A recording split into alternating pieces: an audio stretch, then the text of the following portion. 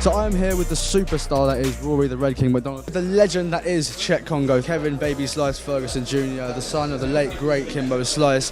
Thank you, legend. No, not that much. Linton the Swan Vassell, former Bellator light heavyweight champion Lee McGeary, Gareth Davis, who is the man when it comes to covering British MMA, Paul Semtex Daley, a legend of British MMA. How are you feeling, my friends? Yeah, I feel good, relaxed, looking forward to Friday, yeah. Fantastic. So you've had double the amount of fights as Rory. Yeah. Do you see this as more an advantage? I've got a lot of experience, so as far as preparation is concerned and as far as him giving me a different look, you know, I've seen a lot. You know, I've competed a lot in kickboxing, I've competed a lot in MMA. I've been fighting for a decent amount of time. I've faced just about every type of opponent that you can throw at me. So I feel comfortable in the sense that I can fight, and no matter what he does, it's going to be a fight. So you're facing Paul Daley, who is known for his explosiveness. It's probably why they call him Semtex. But you've fought the cream of the crop. You've fought the best of the best. You've taken out people like Ty Woodley before. How does he match up compared to the sort of caliber of opponents that you've faced in your time in the UFC? He's right up there. Very dangerous specialist kickboxer who likes to keep it on his feet, and he swings for the fences at all times. And he's got a strong will. So those kind of guys that don't get put away easily are they're very hard fights. So I came in very well prepared and ready to put this guy away. I'm gonna go out there go with the flow, and you know, I'm gonna hit my options that I see when I'm in front of him. When you eventually called out Rory, when you decided after your massive, when you basically need a crescent moon into Brendan Ward's face, that was one of the coolest things I've ever seen in my life, by the way. Yeah. So your first move after that was to basically call out Rory, when in reality you could have called out Lima, who can get a rematch against him, who's got the title now. Why did you choose to do that? I think Rory he's been sitting on the sidelines, and he's the big name that came from the rival promotion, you know. Douglas Lima is a tough guy. I rank him above Rory in terms of toughness, but I figured the Rory fight would just capture people's imagination a little bit more, and once I beat him, there's no doubt that I'm the #1 contender, which this is what it is now. Because the second I saw that fight catching my imagination, I was like, take my money now, bruv. I know it's early days being at Bellator. How does it compare to the UFC and your time there? Obviously, it's a different company, different vibe going on, smaller staff, but this is a huge fight with a world-class competitor like I'm used to in UFC. So a lot of it feels the same. You know, it's a big fight. There's a lot of promotion behind it, so it feels like a big fight, like in the UFC. You know, it's not a lot has changed.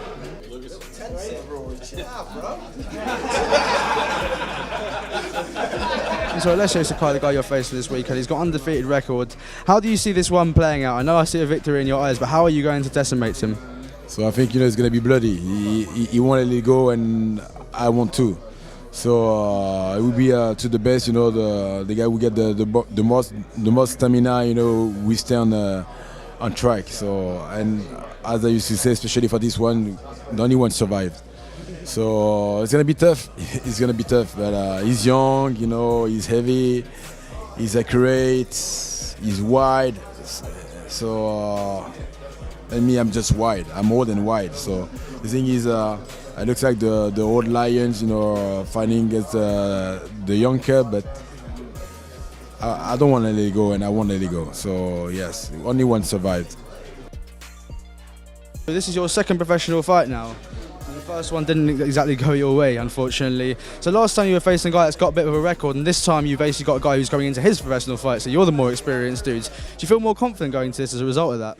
Oh yeah, but I'm confident in what I did in the past, my training and the hard work I put in, not just the fact that he's making his debut, you know. So should you beat Griffin on a Friday, is there anyone in the welterweight division in Bellator that you fancy? Anyone, man. Whoever has that belt, that's who I want, you know. And your dad had a very particular style when he came out fighting. Are you looking to emulate that in your career, or sort of go out and sort of be your own man and approach things in a different sort of way? I'm definitely going to be my own man and approach it in my way, you know. I might have his style in similar ways, but I have a different style at the same time. This is Baby Slice! Now when you fight and you drop your phone, you always do it, or you end up booting it across the road or something. Oh, mate, the amount of times it's happened to me. I booted it into a bar before. I know, you can't help it, you always try know what I something with your foot. It always just goes to the worst possible place as well. You're facing Linton Vassell this Friday. It's going to be an interesting matchup stylistically. Do you have a lot of respect for your opponent's skill set? Yeah, you know, he's, yes, definitely, you know, he's done his thing, he's been doing his thing. I don't know if he's still managed to finish off that rear naked choke yet or what, but other than that, yeah, man, he's a powerful guy, you know, and it's going to be a good war. You and McGeary, you're very respectful guys. I've both heard you speak a lot about each other's actual talents and abilities right now. He claims that after he beats you down on Friday, he's going to take you out for a beer. Are you going to take that offer? I've heard that before, you know, and I'll say the same thing, man. Like, he's going to try and beat me down, but you know, he doesn't want it like I want it, and he's not on my level. You know, no disrespect. I've gone to a whole new level now, and I feel like Friday, you know, he's going to feel the power, and I'm going to be choking him out. So I'll be buying him the beer, you know. And how does it feel to be one of the top British stars flying the MMA flag over the statesides? Feels pretty good, actually. You know, when you just brought it up, it feels good. I never really heard that before, so it's nice, man. That's a nice feeling. Yeah. Former champ, you're up there with the likes of Bisping and all of that, promoting the British flag around stateside, and I think much respect for that, man. Thank you.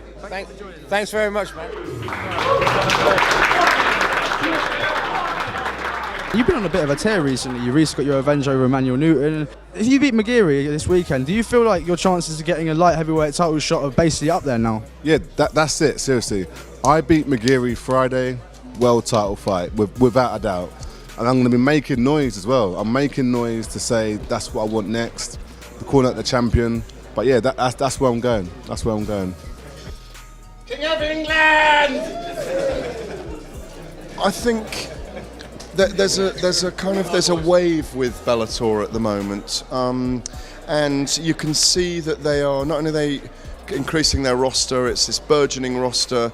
They clearly want to make an impact in new territories. There has become a mediocrity about some of the cards that are coming here. This compares with the very best, because what's exciting about it is the two fights on the top of the card. It's all about the build in a fight night. You do get amazing MMA fights through the prelims and on the main cards, but there are real things to hang this on.